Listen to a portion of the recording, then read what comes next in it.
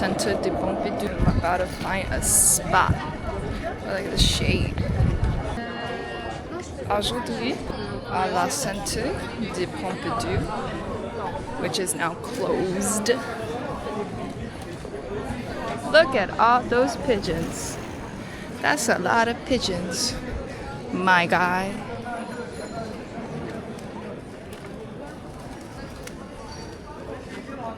Do you ever feel like a plastic bag drifting through your wind, wanting to start again? You know, when your veins split like the Red Sea. I have a passage that I'm going to read. Back part 2, this page that I folded because I thought it was super interesting.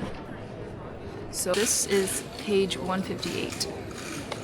As I please. On the night in 1940 when the big Ack barrage was fired over London for the first time, I was in Piccadilly Circus when the guns opened up, and I fled into the Café Royal to take cover. Among the crowd inside, a good-looking, well-made youth of about 25 was making somewhat of a nuisance of himself with a copy of Peace News, which he was forcing upon the attention of everyone at the neighboring tables. I got into conversation with him, and the conversation went something like this. The youth: I tell you, it'll be all over by Christmas. There's obviously going to be a compromise peace. I am pinning my faith to Sir Samuel Orr. It's degrading company to be in, I admit. But still, Orr is on our side. So long as Orr is in Madrid, there's hope of a sellout. Orwell. What about these preparations that they're making against invasion, the pillboxes that they're building everywhere, the LTVs and so forth? The youth. Oh, that merely means that they're getting ready to crush the working class when the Germans get here. I suppose some of them might be fools enough to try to resist, but Churchill and the Germans between them won't take long to settle them. Don't worry, it'll soon be over. Orwell. Do you really want to see your children grow up Nazis? The youth. Nonsense. You don't suppose the Germans are going to encourage fascism in this country, do you? They don't want to breed up a race of warriors to fight against them. Their object will be to turn us into slaves. They'll encourage every pacifist movement they can lay hands on. That's why I'm a pacifist. They'll encourage people like me. Orwell. And shoot people like me? The youth. That would just be too bad. Orwell. But why are you so anxious to remain alive? The youth. So that I can get on with my work, of course. It had come out in the conversation that the youth was a painter. Whether good or bad, I do not know. But at any rate, sincerely interested in painting and quite ready to face poverty in pursuit of it. As a painter, he would probably have been somewhat better off under a German occupation than a writer or journalist would be. But still, what he said contained a very dangerous fallacy, now very widespread in the countries where totalitarianism has not actually established itself. The fallacy is to believe that under a dictatorial government you can be free inside. Quite a number of people console themselves with this thought, now that totalitarianism in one form or another is visibly on the upgrade in every part of the world. Out in the street, the loudspeakers bellow, the flags flutter from the rooftops, the police with their tummy guns prow and fro, the face of the leader, 4 feet wide, glares from every hoarding, but up in the attics, the secret enemies of the regime can record their thoughts in perfect freedom. That is the idea, more or less. And many people are under the impression that this is going on now in Germany and other dictatorial countries. Why is this idea false? I pass over the fact that modern dictatorships don't, in fact, leave the loopholes that the old-fashioned despotisms did, and also the probable weakening of the desire for intellectual liberty owing to the totalitarian methods of education. The greatest mistake is to imagine that the human being is an autonomous individual. The secret freedom which you can supposedly enjoy under a despotic government is nonsense because your thoughts are never entirely your own. This is good. Philosophers, writers, artists, even scientists not only need encouragement and an audience, they need constant stimulation from other people. It is almost impossible to think without talking. If Defoe had really lived on a desert, he could not have written Robinson Crusoe, nor would he have wanted to. Take away freedom of speech, and the creative faculties dry up. Had the Germans really got to England, my acquaintance of the royal Cafe Royal would soon have found his painting deteriorating, even if the Gestapo had let him alone. And when the lid is taken off Europe, I believe one of the things that will surprise us will be to find how little worthwhile writing of any kind, even such things as diaries, for instance, has been produced in secret under the dictators. Miss Anne Frank. Mr. Basil Henrique, chairman of East London Juvenile Court, has just been letting himself go on the subject of the modern girl. English boys, he says, are just grand, but it's a different story with girls. One seldom comes across a really bad boy. The war seems to have affected girls more than boys. Children now went to the pictures several times a week and saw what they imagined was the high life of America, when actually it was a great libel to the country. They would also suffer the effects of listening through the microphone to wild, raucous, jitterbugging noise called music. Girls of 14 now talk and dress like those of 18 and 19 and put the same filth and muck on their faces. Oh my God.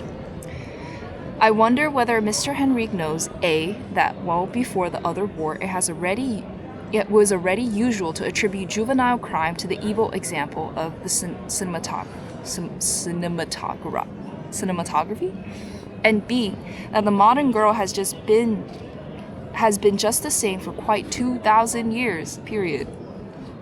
One of the big failures in human history has been the age-long attempt to stop women painting their faces.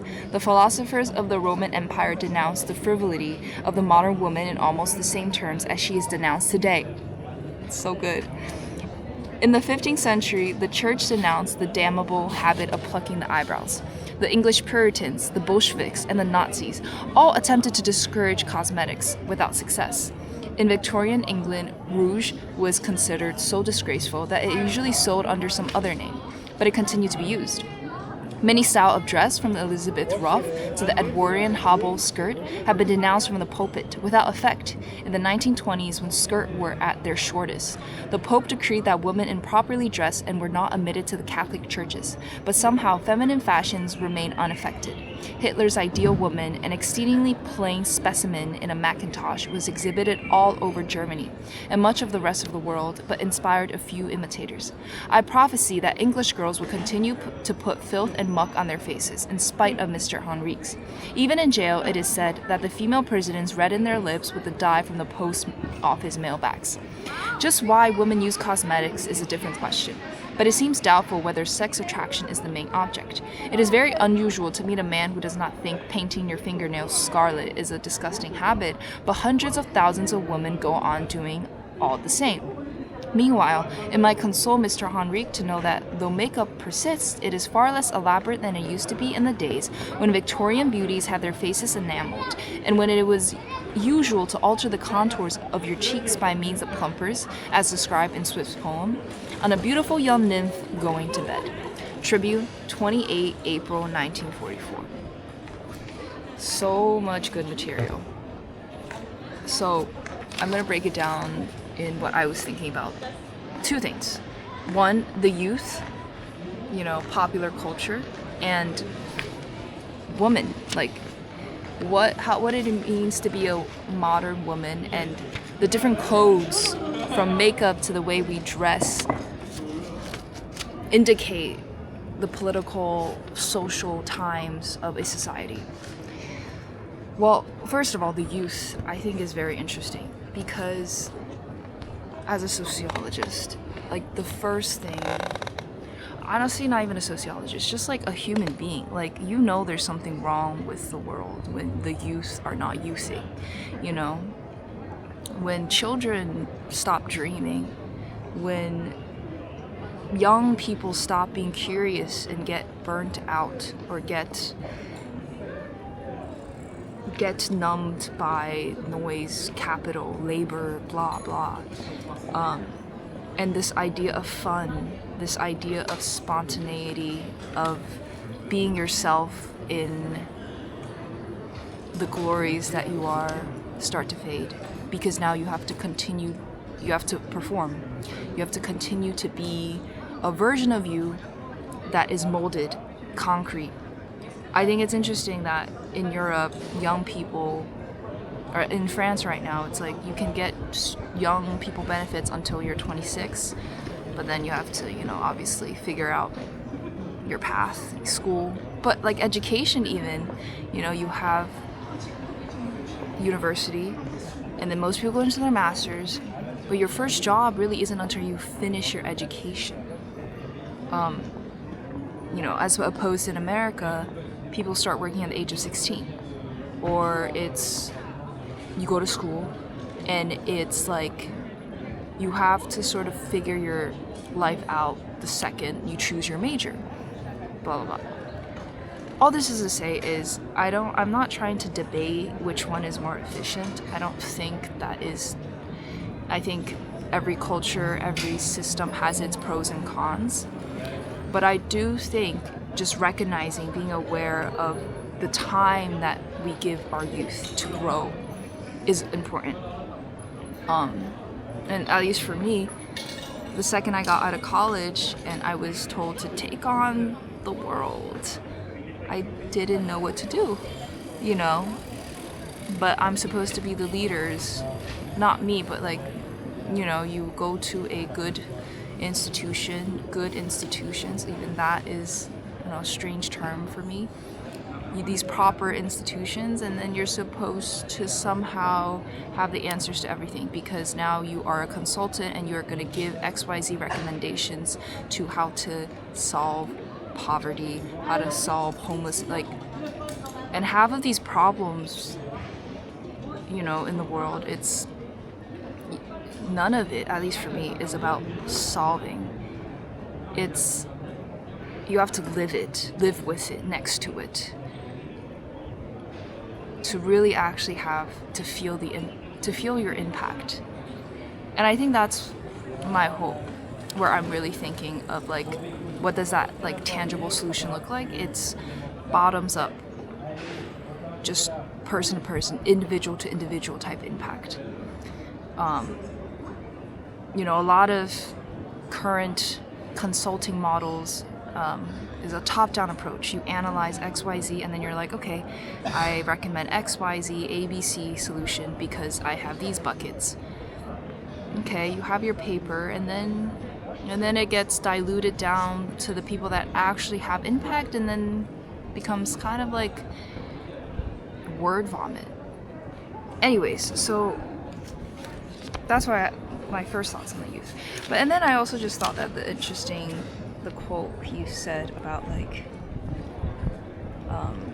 this quote I just want to emphasize. It had come out in the conversation that the youth was a painter. Whether good or bad, I don't know. That's crazy. But at any rate, sincerely interested in painting and quite ready to face poverty in the pursuit of it. Like this starving artist trope. Like, I don't know. I hate that term, personally. We could debate, or people can debate. I'm curious, like, what do you guys think on this? Like, you have to struggle. You have to endure pain, suffering. It's kind of Buddhist in a way, but Buddhism, I think, has a different term. Anyways, like, a prerequisite for great art, what makes great art, right? And right now, my opinion is, like, audacity maybe is the word. It's more so just like commitment and brazenness. No, that's confidence. It's more commitment and intention and intensity. Like how much a person is, one, serious about their art, two, the actual work they've done, like craftsmanship in a way, and then three, like the actual purpose. Like what does it mean beyond the ego, beyond the self?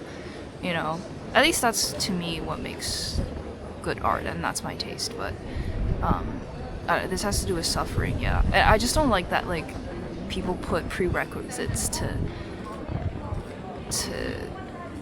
bigger things.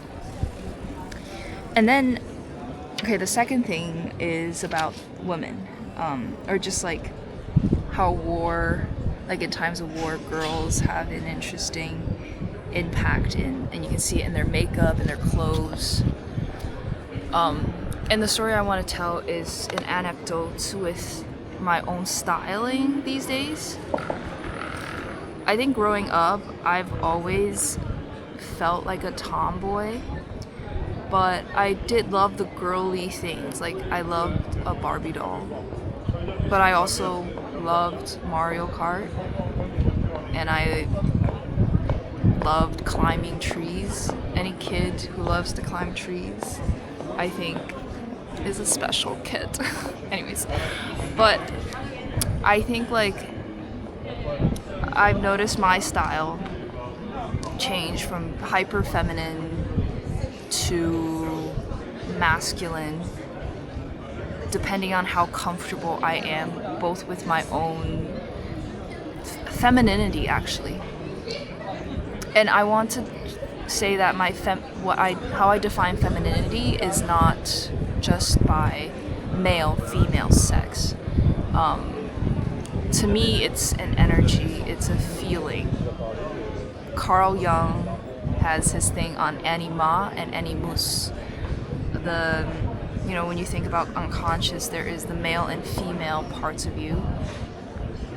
Again, this is all words right now, but to me, there is a fundamental difference between masculine energy and feminine energy. And I notice that with myself. Like, when I feel more feminine, I will put on a skirt, a short skirt. And it's interesting, like, when he was like, oh, the shorter the girl's skirt is, that means there's going to be war. I think in fashion studies, there is some talk on this. Or like, oh, you see this, or like in the medieval ages, how women would expose their ankles, and that's a form of like, okay, that's when you know war is gonna happen because a woman is exposing her ankles. Anyways, it's all fascinating. I have to like research more on this, but yeah. And then versus when I feel more masculine, and what that means is also like, I think very subjective, but I tend to then wear looser clothing. I mean, today I'm in a jersey and pants just because I wanted to feel comfortable. Yeah, and all that has to say, I think Orwell is just so snarky. Like 1984, and then this thing, and the way he writes is like so funny, man. I need to put some respect on his name. I love him. The phrase was, just why women use cosmetics is a different question, but it seems doubtful whether sex attraction is the main object. Yeah. Like, cosmetics, I put on makeup, not necessarily for sex appeal, but it's like your skincare routine. It's like drinking water. Like, that's how I see cosmetics. Or just like clothes, how you present yourself is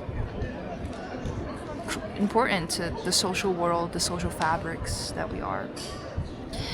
Anyways, that's all I wanted to say for today. This is part 2 of the collected essays, journalisms, and letters of George Orwell, Volume 3, As I Please, 1943 to 1945. Because at the Centre de Pompidou, we talk about Orwell. No, but like seriously, I just want to enjoy the weather. And the weather is finally nice. And yeah, till next time, a bientôt.